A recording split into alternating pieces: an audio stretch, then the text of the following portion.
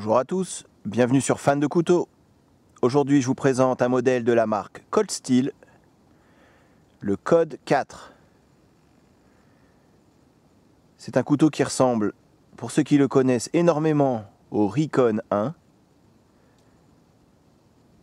Celui-ci, au lieu d'avoir un manche en G10, a un manche tout en aluminium. C'est un très gros couteau, d'une construction hyper solide. C'est un couteau qui a de la gueule. Plaquette en alu, donc il ressemble vraiment énormément au Recon 1, qui a des plaquettes en G10. Là c'est imitation titane, on va dire, de par la couleur. Donc l'avantage, c'est qu'il reste hyper fin.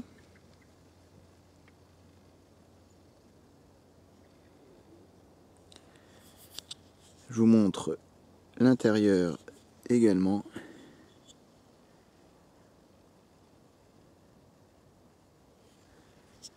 Vous avez courbure pour y placer les doigts. On l'a très bien en main. Ça reste fin. J'avais vraiment peur de la finesse du manche. Par contre, comme c'est assez haut à ce niveau-là, du coup on a vraiment un très bon grip.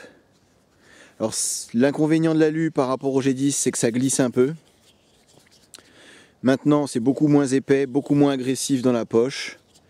Je trouve que ça lui fait une gueule un peu différente de tous les modèles G10 qu'on a.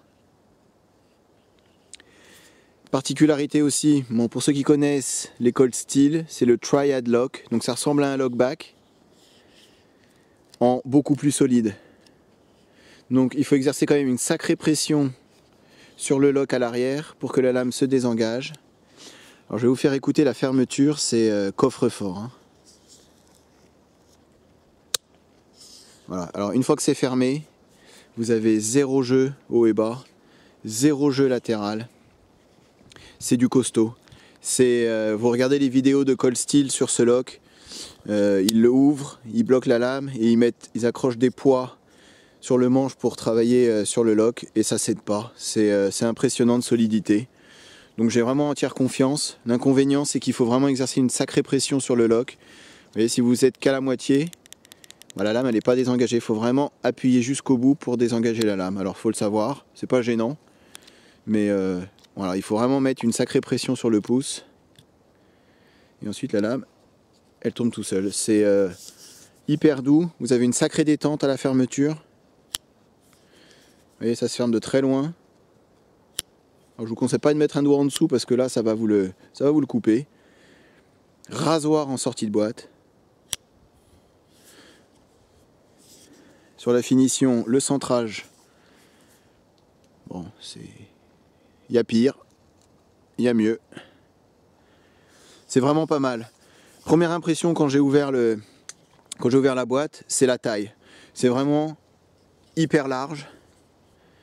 C'est un gros couteau, long, large. Alors oui, il est fin. C'est vraiment ce qui permet de le transporter assez aisément. Mais autrement, c'est vraiment un gros couteau. Pas très discret quand vous le sortez. Hein, ça fait vraiment un... Bon, moi j'ai des tailles, encore une fois, taille des mains moyennes. Mais ça dépasse pas mal ici. La lame 9 cm, ça commence à faire. Mais c'est vraiment un super couteau. Alors, on va voir pendant les tests de coupe, peut-être inconvénient, c'est que ça peut rentrer ici un peu dans le doigt lors de coupe appuyée. Mais bon, c'est un petit détail. Je trouve qu'il a vraiment une très jolie gueule avec ses plaquettes en alu. Quelques dimensions sur ce couteau. Longueur fermée 12,7 cm. Longueur de la lame 8,9 cm. Je vais vous parler de la lame un petit peu tout de suite. Acier utilisé sur ce couteau AUS 8, un acier moyenne gamme, fabriqué à Taïwan, émouture creuse ou hollow grind, finition satin comme vous pouvez le voir, très belle lame, épaisseur 3,5 mm, une pointe relativement solide, une grande lame qui prend bien les empreintes de doigts, qui reflète très bien la lumière, une superbe forme de lame.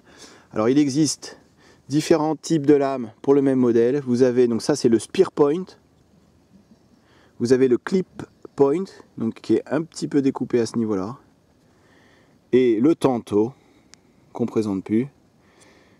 Voilà, bon ça c'est celui que je préfère, forcément c'est celui que j'ai acheté.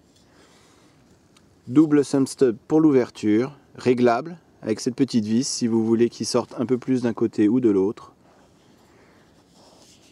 Vous avez, donc il n'y a pas de jimping sur la lame, il y en a un petit peu sur la poignée. Une très belle lame.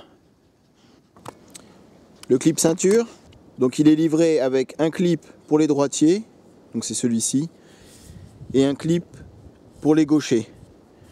Tip up, donc pointe vers le haut seulement. Et dans la poche, ça donne ça. Donc ça reste assez discret. Très peu de poignées qui dépassent.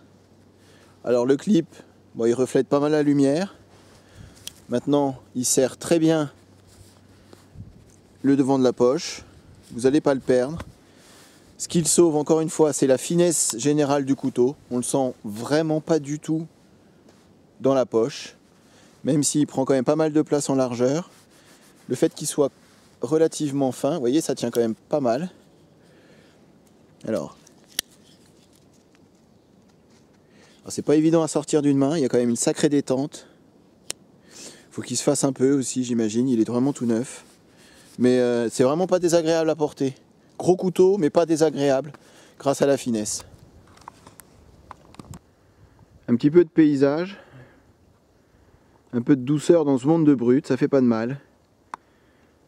Et puis aussi pour vous montrer que bah ouais, je suis pas en galère de bois pour tous mes essais couteaux. Il y en a énormément tombé. C'est vraiment un endroit magnifique. Tranquille. Alors avant de commencer les tests de coupe sur du bois, je voulais vous faire le test sur le papier. C'est rasoir en sortie de boîte. J'ai juste passé sur un petit peu de cuir. Mais voilà, c'est vraiment hyper tranchant. Ça fait plaisir de recevoir un couteau qu'on n'a pas besoin de retoucher quand on le reçoit. Donc là, je vais travailler sur du bois. Donc ça, c'est du pin qui est mort, mais qui est resté sec. Je m'en suis jamais servi de ce couteau encore. Enfin, quelques petites coupes, mais vraiment jamais beaucoup. Donc je vais voir en même temps que vous un petit peu ce qui donne. Alors, il rentre très bien dans le bois. Vous voyez, ça rentre fort. On l'a très bien en main. C'est vraiment rasoir. On sent que ça coupe très bien. Alors après, il va falloir un petit peu vérifier sur la durée. La US 8 sur Cold Steel, je ne sais pas trop ce que ça peut donner. Bon, vous n'avez pas de finger choil hein, pour vous rapprocher de la lame. Mais on va essayer de faire du travail un peu plus de finesse, un peu plus en détail.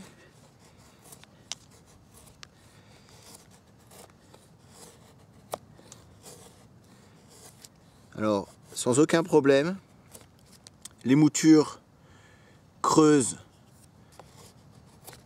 c'est pas mal pour ce genre de travail.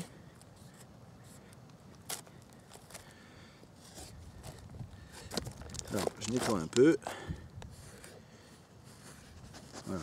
C'est très possible, hein, vous voyez, de faire un petit peu de feather stick, même si je suis pas le meilleur dans ce domaine. Il a une tendance à vouloir rentrer quand même fort dans le bois, hein. Ça doit être l'angle d'affûtage. Après, il faut vraiment essayer de contrôler la lame pour réussir à faire un peu plus fin. Voilà, mais bon, ça va très très bien. Aucune douleur dans la poignée. Je pensais que au niveau de la courbure ici dans la poignée, ça pouvait peut-être rentrer un peu fort dans le doigt, mais pas du tout. On l'a vraiment hyper bien en main. Même si vous n'avez pas le jimping, ça va quand même, voilà, ça glisse pas. C'est vraiment pas mal.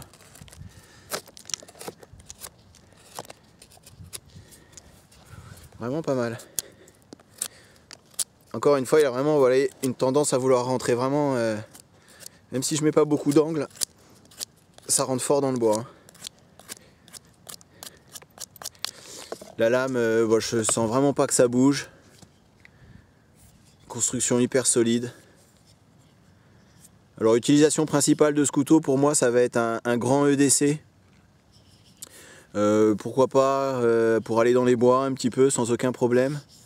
Maintenant, je préférais sûrement un manche qui glisse un peu moins que celui-là. Donc ça, c'est sûr que un manche en aluminium, ça rajoute au style, mais ça enlève un peu de grippe. Maintenant, j'ai voilà, entière confiance dans ce système de fermeture. Je continue les coupes, à tout de suite. Après mes 2 petites heures de marche, voilà le paysage sur lequel je tombe. Si ça, c'est pas magnifique. Alors je suis désolé pour ceux qui vont regarder et qui sont en ville. Prenez quelques jours pour venir à la mer. Ça vous fera pas de mal. Alors comme je le disais précédemment, mon utilisation principale que je vais avoir avec ce couteau, ça va être un gros EDC. Vous voyez, c'est vraiment, ça passe tout seul. Voilà, et c'est vraiment, bon, alors c'est sûr c'est de la petite ficelle, c'est pas de la paracorde, mais ça donne quand même une bonne idée du tranchant. Je vais vous faire quelques coupes appuyées aussi. Donc on va commencer avec de la petite branche.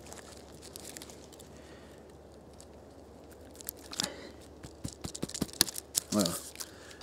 On peut quand même taper dessus. La lame est suffisamment épaisse. Après, bon, c'est pas la meilleure, vous voyez. Technique de coupe en coupe droite. Si vous coupez un petit peu oblique, bah, ça va tout de suite passer à travers. Voilà. Ça va très très bien.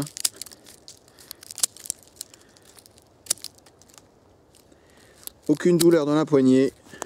Ça coupe vraiment très très fort. Pour ceux qui me suivent un petit peu, vous savez que j'aime pas taper sur un pliant. Je pense que c'est pas fait pour ça. Maintenant, d'après ce que j'ai vu, d'après ce que je ressens, je pense que le Triad Lock, il est suffisamment costaud pour encaisser du petit boulot. Alors, je vais pas faire de bâtonnage, mais toute cette petite coupe, je pense qu'il n'y a aucun souci. Vous voyez, ça va vraiment tout seul. Et sans l'abîmer, je pense vraiment pas que c'est le torturer ou le martyriser. Je force pas sur la poignée en tapant, je tape vraiment que sur la lame.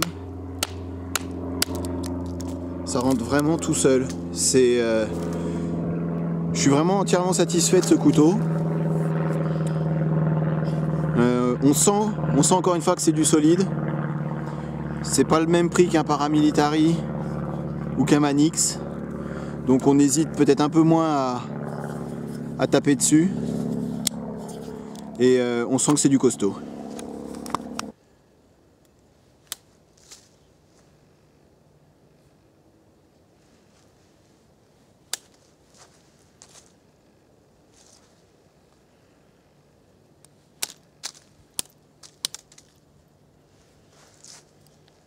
Ça coupe encore très fort. J'avais entendu que des qualités sur la US8 de chez Cold Steel et bah écoutez, pour l'instant je suis vraiment pas déçu. Alors avant de conclure, je voulais quand même vous montrer que on peut quand même essayer de faire un petit peu de travail de détail avec ce couteau. J'ai essayé d'aller chercher la partie sèche qui est à l'intérieur, donc c'est un peu plus dur.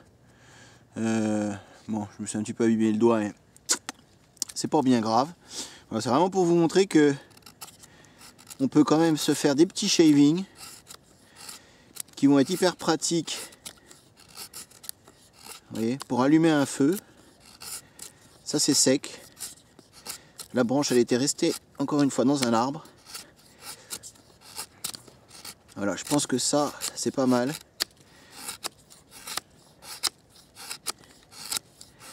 Voilà, là on attaque vraiment la partie sèche.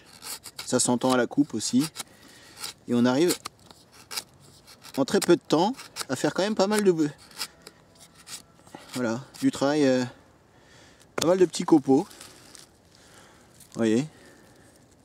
Ça à la limite vous le faites sécher un petit peu au soleil et votre feu il part tout de suite avec ça. Voilà, donc c'est vraiment impressionnant tout ce qu'il arrive à faire ce couteau. Pour conclure, sur ce Cold Steel Code 4, Spear Point, je l'avais vraiment pas beaucoup porté avant. Et là je l'ai eu donc toute la journée avec moi dans les bois et je suis vraiment hyper satisfait de ce couteau.